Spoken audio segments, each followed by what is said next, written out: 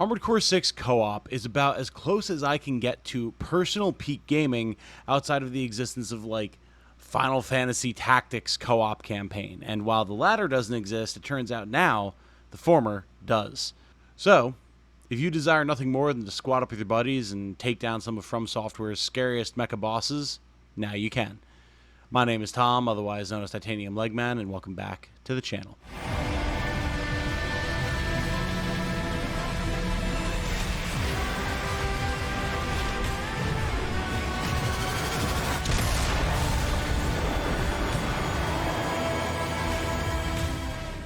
Hello everyone, if you enjoy what I do, including my coverage of turn-based strategy RPGs, regular strategy RPGs, or from soft games, including Armored Core, which I have a few notable videos about, then a like on this video, a subscription to the channel, and maybe some consideration to join as a YouTube member or a patron would be very much appreciated. Links are down there in the description.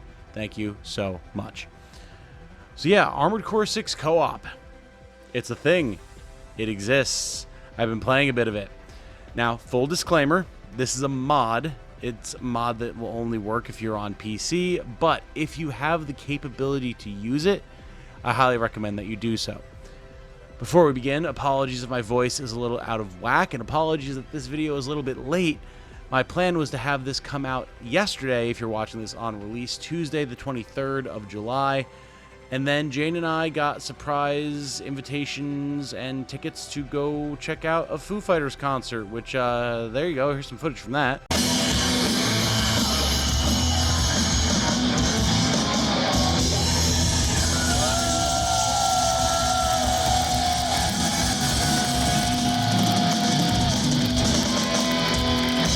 It was an awesome show. Dave Grohl is an incredible frontman and an awesome musician and showman. It was an absolute blast. We had to take our friends up on that.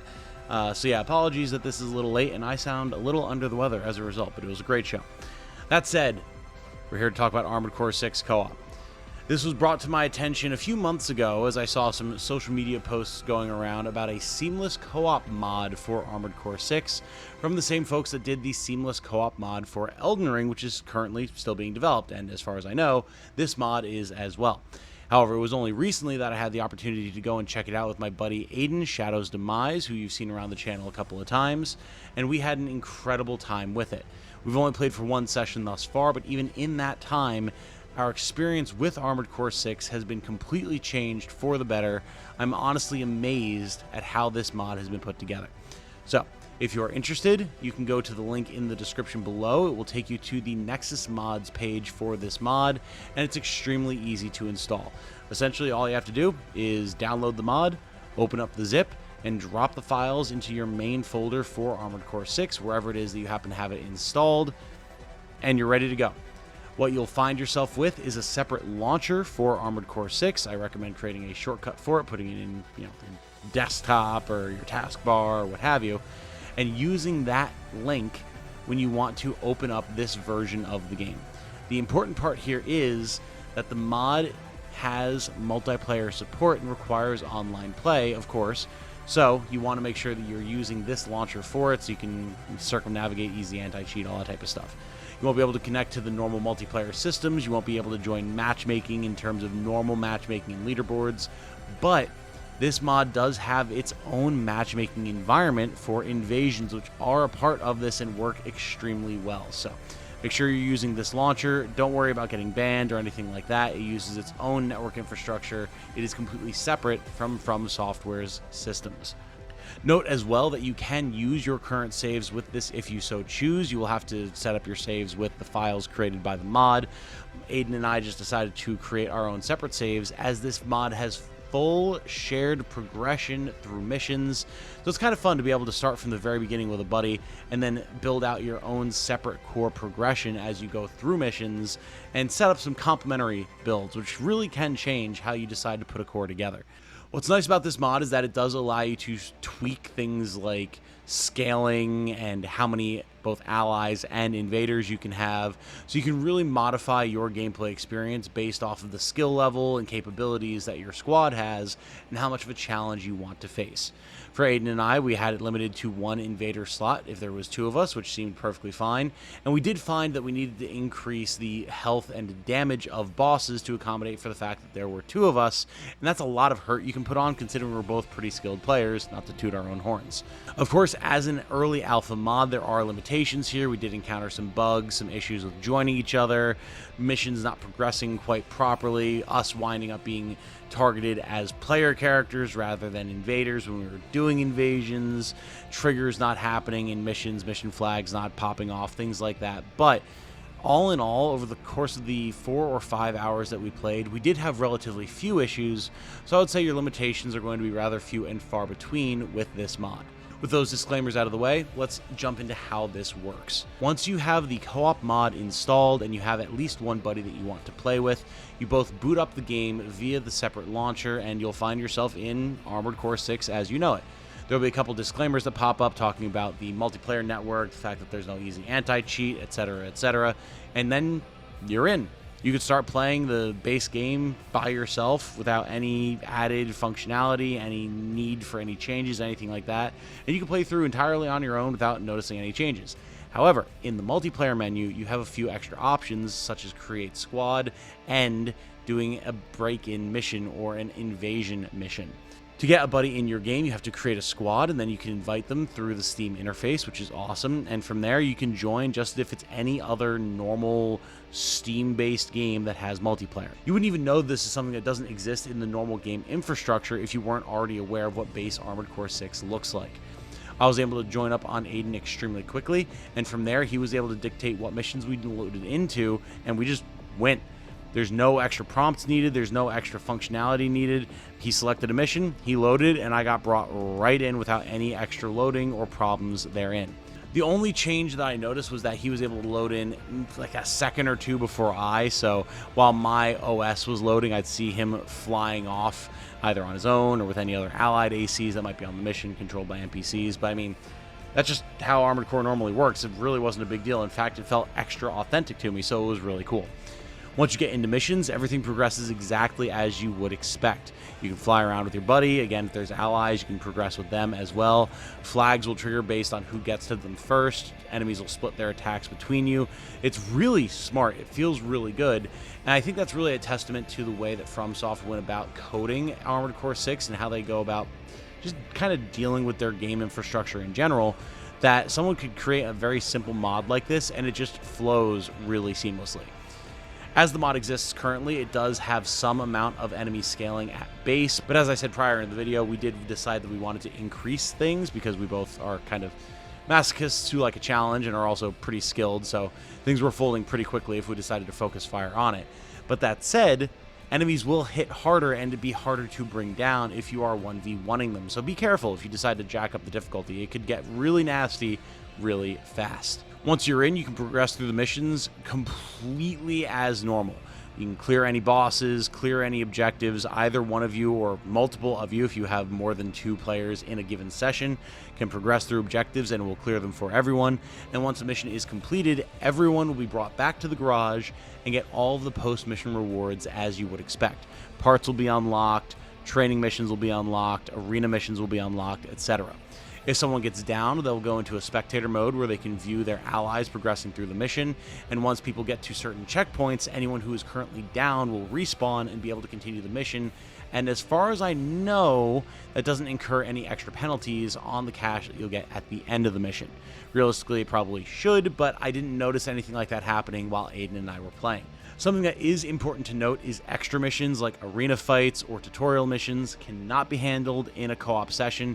And in fact, if you try to go and do any arena fights, like just the normal, you're fighting G6 of the Red Guns in the arena battle, and here's his logo and his core, things will actually get kind of glitched out.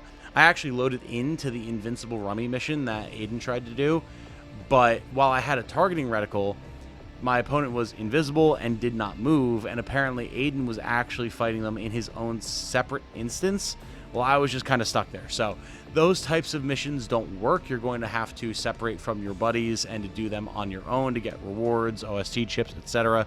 If you do want to do them, I imagine as the mod progresses and further work is done on it, that will change. But right now, at time of recording, that was non-functional. Beyond that, no problems were had. We played up through the initial Balteus mission, had a ton of fun with it. We destroyed everything in our path, and it was once we got to Balteus that we realized, yes, we definitely needed to turn up the scaling. We both know how these enemy patterns work. We're aware of what damage resistances they have and do not have, optimal weapons, OST chip upgrades, all that type of fun stuff. So we definitely were able to bully Balteus in a way that neither one of us probably would have been able to, at least quite as severely as we did if we were playing solo. So you'll want to keep that in mind. If you have a lot of experience with the game, you'll probably want to crank things up a bit to make sure that the challenge stays pretty even. But once you do, things will get really nasty, especially if someone tries to invade you. As I mentioned, boss fights are absolutely changed just by the existence of a second player, but it feels really good at the same time.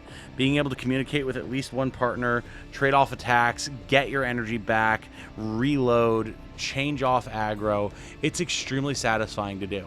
While my experience with games like Monster Hunter is fairly limited, it definitely felt like a similar experience to that, when I needed to fall back and let my missile canisters and my dual grenade launchers recharge and reload. I passed things off to Aiden, let him start dealing damage, and to draw the aggro of enemies like Balteus, so that I could actually take that opportunity to recharge and reload. Obviously, these bosses were not designed with that type of trading of aggro in mind, but even so, they do handle it pretty well. Mobility and AoE attacks allow them to deal with multiple ACs with a surprising amount of efficiency, and the amount of HP and shielding that they have thanks to the scaling from the base level of the mod is pretty satisfactory. Again, I would consider turning this up if even one of you in a pair has any experience with the bosses, especially if two of you do, or if there's more than two. But with that said, the creators of this mod have done a pretty good job of making sure that the bosses can still stick up for themselves. If you have more inexperienced players, maybe you're going into Armored Core 6 for the first time with this mod with a buddy, I think you'll probably still have a pretty tough time against a lot of these bosses as you learn their attacks, their patterns, and how their AI reacts to the fact that there's now two players. Hopefully, over time, as this mod is developed further, there will be less need for player modification of INI files to change boss stats, and it'll just be changed automatically. But as it stands, it's a very nice system, and I'm glad that the opportunity to tweak it if you want is there. We'll talk about playing as an invader in a second, but I have to say, it is incredible how seamless and core, no pun intended, the invasion system feels. If you're playing co-op and someone invades your game, you will get a message pop up on screen saying that a rogue mech or an enemy AI has entered the arena, and it feels completely natural with the rest of the way that the UI and the game progresses. I immediately knew what was happening. It wasn't jarring, nothing felt weird, there were no lag spikes or frame drops or anything. Just suddenly I knew there was an enemy AC in the arena and we had to keep our eyes out for it. It felt very much like I was playing one of the older PS2 era games where mid-mission an enemy AC could just show up and start wreaking havoc. But this time, they were an actual player with all the danger that entails, including weaponry that was actually past the point that Aiden and I were in the story, which made things very, very scary. Now, fortunately, again, Aiden and I are pretty skilled players, so we were able to handle most invaders that came our way, especially since once we got a lock on them, it became a 2v1. But still, if we got caught off guard, we could get blown up very, very easily. It's like you're playing PvP in the online matchmaking arena. Stats are the same type of scaling, damage is the same. There's no extra advantages or disadvantages for players or invaders beyond the fact that, at least with two player characters, the invader is going to be solo. That said, it's a super intense experience, and it is nice because you can always rely on the fact that the invader is going to be spawning at the start of the arena. On certain maps and missions, this could be a huge disadvantage for them, but most of the time, they're not that far from where you will be at in the current mission, and enemy AI NPCs like MTs or other ACs, boss characters, etc. will not attack the invading player, so they do have the opportunity to try and lure you into other enemies, wind up ganging up on you with the NPCs, and playing around those possible strategies, much like any of the other FromSoft games that allow invasions like the Soul series. It's an absolute ton of fun. We'll talk about more of my experience with that from my own invasion experience near the end, but it is extremely seamless, and it made for a very fun experience, especially since invasions can happen during boss fights, and now you're on a timer to try and clear the boss before the enemy can get to you from the beginning of the map. Finally, I do want to talk a little bit about the PvP experience as I saw it from the invasion side now, since we already kind of talked about the player versus invader mindset. Going into invasions was a ton of fun. It's extremely easy to do. You can load into the mission through the multiplayer menu, and you'll get dropped into any given mission where there's at least 2 enemy players extremely quickly. Considering this is a mod that you have to willfully install and have a buddy playing with you, every single time I tried to invade, it took no more than 10 seconds to find a match and wind up invading an enemy mission. Things are a little odd due to the fact that this is a mod, so the game will treat you as if you're a player in terms of dialogue happening and some mission flags occurring. I was able to engage in some shenanigans where I was actually able to, in this mission here, drop down off the elevator and to trigger the blast doors to close before the enemy was actually there, which is interesting and could allow you to set up some fun plays, but I'm sure there's some ways that intelligent or experienced players could use this to exploit the way the map works and potentially screw over the person that they've invaded. But such is the nature of having a fan-made mod, where not all of these eventualities can really be accounted for without plenty of play testing and player feedback. That said, it was really cool that I was able to use the environment against my opponents to eke out an advantage, since I was in a 2v1 situation, and I quickly learned what types of builds would be or would not be useful. If you're able to use the environment to your advantage and stay out of enemy range, having a dual grenade launcher, dual missile build can actually be extremely aggravating, as the enemies could have a very hard time keeping up with what you're throwing at them while they're dealing with NPCs. More experienced players shouldn't have too much of a problem dealing with this type of thing, but that's where having a more interactive type of build with good mid-range, close range, and long-range options can wind up very much playing to your favor. Much like in the Souls games, if you're good at utilizing the environment to your advantage, and especially knowing where NPCs are and how you can kind of draw them into the fight to give you some extra cover fire, can give you a lot of advantages as an invader, even if you are stuck in a 2v1 scenario.